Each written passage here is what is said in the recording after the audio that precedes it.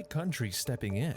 And we expect exits of U.S. citizens and foreign nationals to continue over the next several days, helping injured civilians escape the battle area of the war. Congressman deals with another situation. I stand today to continue to prove my innocence of these allegations and charges leveled against me, with the goal of removing another representative from the House. New guidelines for a leading cause of cancer deaths, aiming to save the lives of adults. And the wife of the most famous rock star tells her story in theaters. Priscilla Boyer. These stories and more coming up on Newsbreak. Hello, South Florida. I'm Daniela Thoki. And I'm Anthony Cruz. Today is November 2nd, 2023. Live from the Lee Caplin School of Journalism and Media in North Miami, this is Caplin News. Controversial clash. A missile strike aiming at Hamas leaders hiding in tunnels leave heavy damages near Palestinian refugees. This morning, civilians in Gaza continue to experience mass death counts as its largest refugee camp was bombed twice by Israel. The IDF claims that there were many Hamas militants in it, but there were dozens of civilian deaths due to the dense population of the area. CNN's Laura Aguirre has more on the story. Chaos in the aftermath of an Israeli strike on Gaza's largest refugee camp, Jabalia, Tuesday. The densely populated camp is filled with families with children and embedded Hamas militants, says Israeli military officials. The IDF confirms they targeted and killed several Hamas combatants, including a top commander in the strike. Our bombs struck not on buildings, but in between the buildings because we were aiming for the tunnel complex where the Hamas combatant commander was. Wednesday, a second Israeli airstrike in the same camp. A doctor at the scene told CNN that there were hundreds wounded and dead. It is because there are terrorists that are embedded there. The IDF right now is fighting in face-to-face combat with Hamas terrorists inside Jabalia. Ultimately speaking, the collateral damage, and this is our very clear, is on Hamas's shoulders. Meanwhile, at the Rafah gate crossing between Egypt and Gaza, limited evacuations have begun. Part of a deal brokered by Qatar between Israel, Hamas, and Egypt in coordination with the U.S., according to sources familiar with the talks. An initial group of foreign nationals, including U.S. citizens, departed Gaza through Rafah today. And we expect exits of U.S. citizens and foreign nationals to continue over the next several days. This as hundreds of others wait outside the gate, hopeful that they too will soon escape the horrors of war. I'm Laura Aguirre reporting. This morning, a family continues to grieve after a trial date is set for a woman charged with fatally shooting her neighbor. Authorities say A.J. Owens, a black mother of 4, confronted Susan Lawrence at her home near Orlando. It was after Lawrence allegedly threw a skate at one of her kids. Things escalated and Lawrence allegedly shot her through her own front door, killing her. Well, we were prepared for a November 13th trial. This is something that's been on the court's docket for quite some time now. Lawrence faces several charges, including manslaughter with a firearm. She claims she acted in self-defense. An embattled U.S. congressman is on the job this morning, despite a massive effort to remove him. As CNN's Emily Schmidt reports, it would have been something that has only happened 4 times in history. We got a lot of discussions this week. We'll see what happens. Now that House Republicans have filled the Speaker vacancy, some say it's time to create another job opening. Let's rid George Santos of the House. 5 vulnerable New York Republicans sent a letter to their colleagues Wednesday urging them to vote yes on H.R. 773, a resolution that would expel first-term Congressman George Santos for being unfit to service. He lied about everything, his education, his faith, the fact that his mother was a victim of 9/11, the fact that his grandparents were victims of the Holocaust. I stand today to continue to prove my innocence of these allegations and charges leveled against me. Santos has pleaded not guilty to 23 federal charges, including wire fraud and identity theft. Last week, a judge set a trial date for September 2024. Santos also faces a House Ethics Committee investigation. The committee said Tuesday it's contacted approximately 40 witnesses, reviewed more than 170,000 pages of documents, authorized 37 subpoenas, and will announce a next course of action by November 17th. So why would Congress act now? I called for George Santos's expulsion at the very beginning of the year, and, I'm a man of my word. Santos posted on social media media he will not beg for his constitutional rights. The effort failed to get the 2/3 majority vote needed to expel Santos. For now, his job intact, even if his reputation is not. I'm Emily Schmidt reporting. The Food and Drug Administration is one step closer to approving a groundbreaking new treatment for sickle cell disease.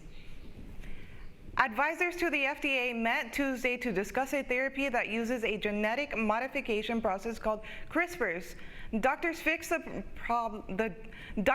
the genetic problems in a patient's own stem cell and then give those cells back to the patient in a one-time infusion. In company study, the treatment was considered safe. Right now, the only therapy approved to cure the blood disease is a bone marrow or stem cell transplant. Advisors didn't take a vote or make a decision at Tuesday's meeting. The FDA is expected to make one in December. Halloween is officially in the rearview mirror, which means it's time to get into the Christmas spirit. Starbucks is kicking off the holidays this week with its seasonal cups. Starting today, hot drinks will be served in 4 festive cup clads in holiday red and Starbucks green with a mood-boosting magenta. Starbucks says the magenta accent lifts the traditional colors and makes the red even brighter. Ice drinks are also getting a holiday makeover with playful baubles and sparkles. For Starbucks, the holidays aren't just festive. Last year, the chain saw revenue grow 14% over the previous holiday season. Today, the American Cancer Society unveiled new guidelines for lung cancer screenings. The organization now recommends adults who smoked or used to smoke go and be tested. As CNN Mandy gathers, lung cancer is a leading cause of cancer death in the U.S. It's a potentially deadly disease. Lung cancer kills more people in the U.S. than colon, breast, and prostate cancers combined. But early detection can save lives. Only about 5% of those that are eligible for lung cancer screening actually are being screened. Previously, the recommendation was for anyone between the ages of 50 to 80 with at least a 20-pack per year smoking history who currently smoke cigarettes or quit within the past 15 years to be screened annually for lung cancer. But the American Cancer Society is now advising doctors to remove that time since quit criteria. What we found was that while there was initially sort of a decrease or leveling of a risk of lung cancer, as a patient ages, the risk of lung cancer increases significantly. Dr. William Dayhut says this update will make it easier to know who should be screened for lung cancer. People don't have to sort of calculate when someone quits smoking. And by changing our guidelines, we're actually going to increase the number of eligible patients by about 37%. And which means by about 5 million more Americans will now be eligible for lung cancer screening. The screening is a quick low-dose CT scan of the chest, since coverage is largely driven by screening recommendations from the U.S. Preventive Services Task Force, and that agency has not currently adopted this update. Insurance may or may not cover lung cancer screenings based on this updated ACS guideline, but Dayhut hopes that will change. We're hopeful that once our guidelines are in place, people will look at the value of that. For Health Minute, I'm Mandy Gaither. The Heat are back in South Florida and hoping to stop their losing streak. And that's still ahead, and so is this story. Just so surprised with what her story was, and I just realized how little we know about her. There's such a famous mythic couple, Elvis and Priscilla, but we don't really know that much about what her story was. Everybody knows that Elvis was the king of rock and roll, but what about his queen? A new film out just in time for the weekend takes a closer look at Priscilla. Newsbreak will be back in 2 minutes.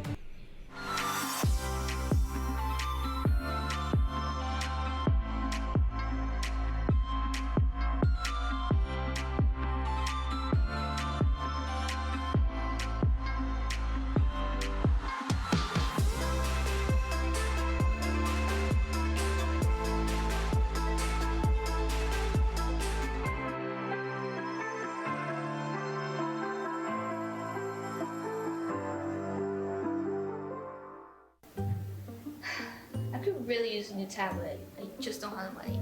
Let me ask you something. Do you have a Pell Grant? Yes. You do know you can get a free tablet, right? Did you say free? Yeah, free. It's simple. And the application is done in the store. I could really use a tablet. Go get one. another satisfied customer. Stop by Pantotech in the Graham Center at FIU MMC today to speak with one of our associates to get your free tablet. Type 2 diabetes can have a big impact on your life. But how can it be prevented? Well, the first step is knowing if you have something called prediabetes. Take the 1-minute risk test today at doihaveprediabetes.org.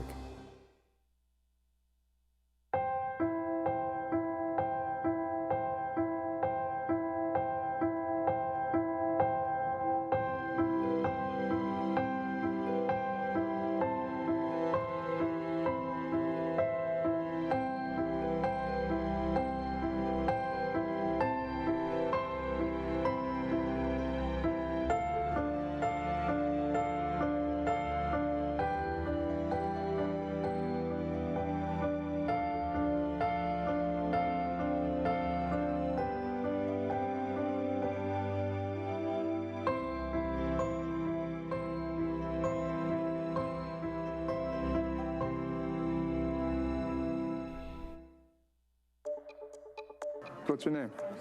Priscilla Boyer. You like Elvis Presley?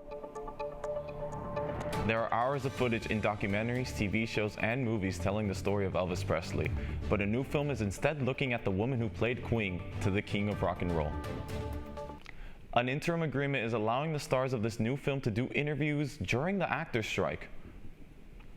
Caplin News reporter Catherine Miranda shows you a little of the work that went into the new film Priscilla.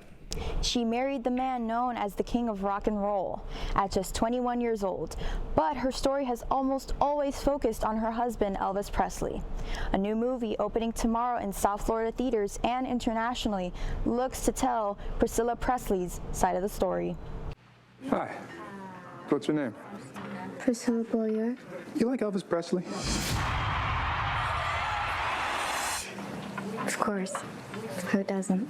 But only she married the king. Kaylee Spaney stars in Priscilla, written and directed by Sofia Coppola, based on Priscilla Presley's memoir. I read Priscilla's book. I was just so surprised with what her story was, and I just realized how little we know about her. There's such a famous mythic couple, Elvis and Priscilla, but we don't really know that much about what her story was. Spaney dove into research to play Priscilla from age 14 to 26. A really interesting challenge as an actor to try to take that on and to really sort of map out that arc before I got onto set. He's not like you imagine.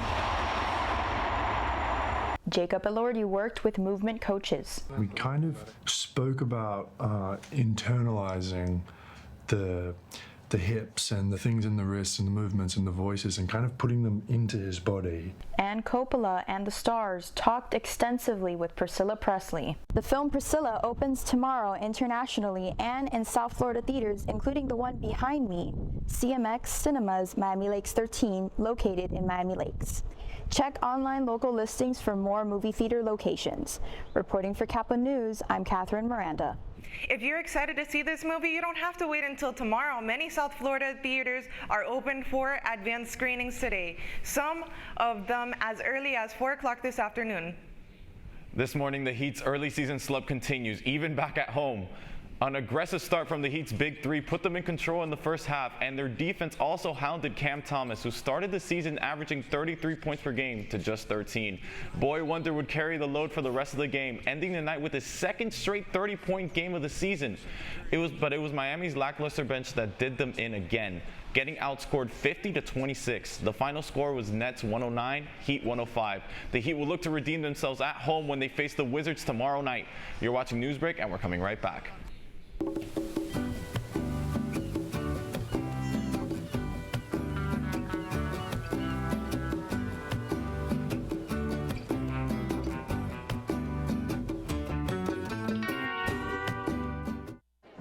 The black truck? Hey, Christina from accounting. Yeah, hi. Hey, I used to date a girl named Christina. Oh, really? Yeah, and then she dumped me for my best friend. You want to see some photos of them that I took? I don't. I thought we talked about this, buddy. Buzz and overshared again? Yeah. Yeah. I'm gonna call a car. That's a smart idea. So yeah, I know, that's why I did it. Hey, you're gonna get back to the top of the mountain. Does that mean I'm gonna get back with Christina? No. Oh. No.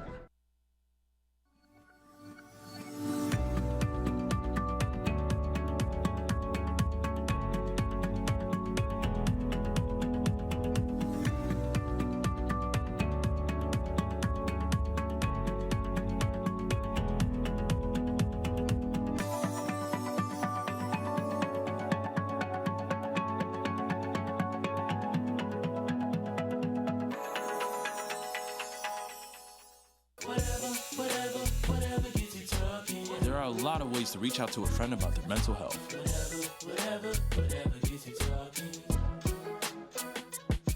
Learn how you can help at seizetheawkward.org. Bill is a family man. He invests his money wisely and provides a good life for his children.